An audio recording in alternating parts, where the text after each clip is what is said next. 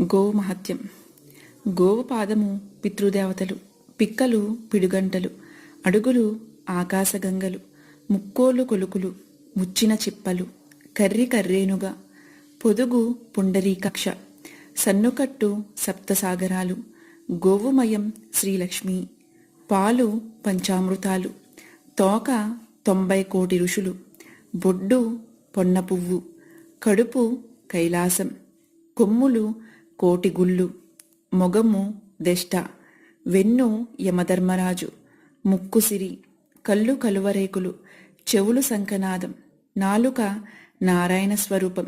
దంతములు దేవతలు, పళ్ళు పరమేశ్వరి, నోరు లోకనిధి. దేవేంద్రుని భార్య సచీదేవి, బ్రహ్మదేవుని భార్య సరస్వతీదేవి, శ్రీమన్నారాయణ భార్య లక్ష్మీదేవి,